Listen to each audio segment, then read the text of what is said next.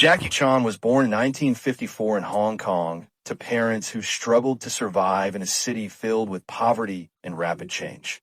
His father worked as a cook, his mother as a housekeeper, and the family lived in a tiny servant's room on the grounds of the French ambassador's residence. Jackie was an energetic, restless child, constantly running, climbing, falling, and getting into trouble. His parents affectionately called him Pow Pow, meaning cannonball, because he never stopped moving. But beneath this nickname was the reality that they had very little money and even fewer opportunities for their son's future. When Jackie was 6, his parents made a painful decision. They accepted jobs in Australia, but they could not take him with them.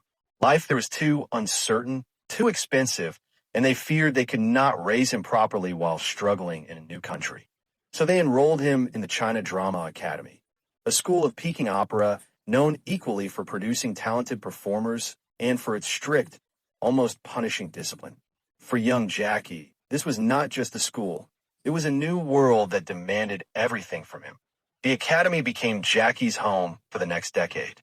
Days began at 5 in the morning and ended long after sunset.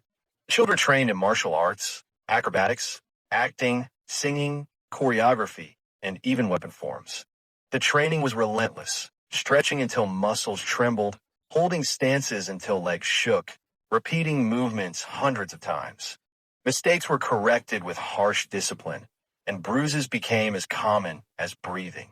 Free days were rare, privacy was non-existent, and childhood was replaced by constant physical and mental pressure.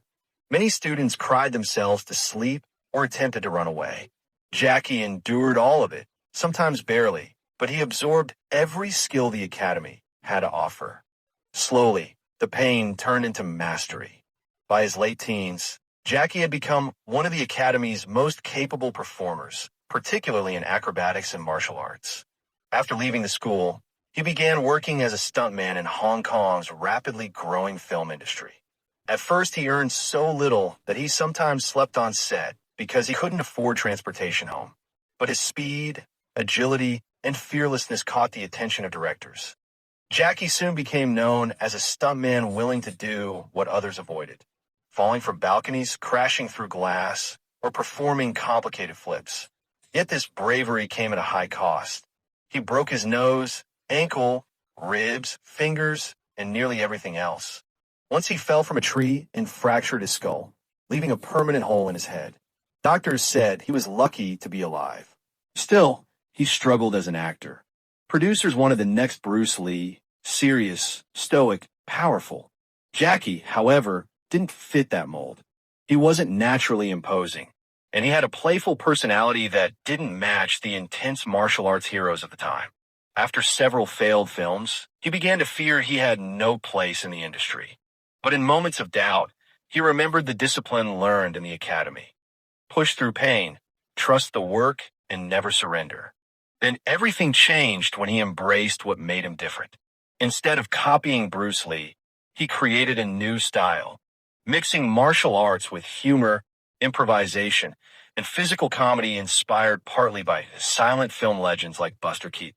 His breakthrough came with Drunken Master in 1978, where he played a mischievous student using an unorthodox fighting style. Audiences loved him. For the first time, they saw a martial artist who wasn't perfect. Jackie's characters got hurt, panicked, stumbled, and still fought on.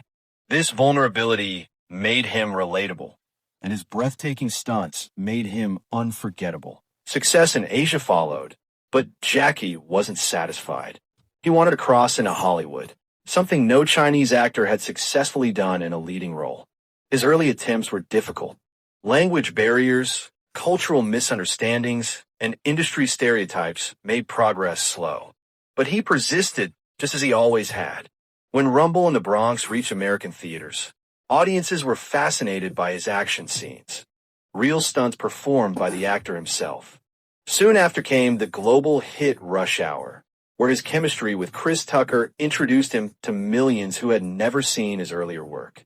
Jackie Chan rose from poverty, loneliness, and harsh discipline to become one of the most recognizable figures in world cinema.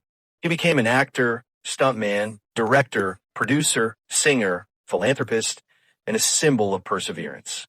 His journey was never easy, and the scars across his body are reminders of every risk he took.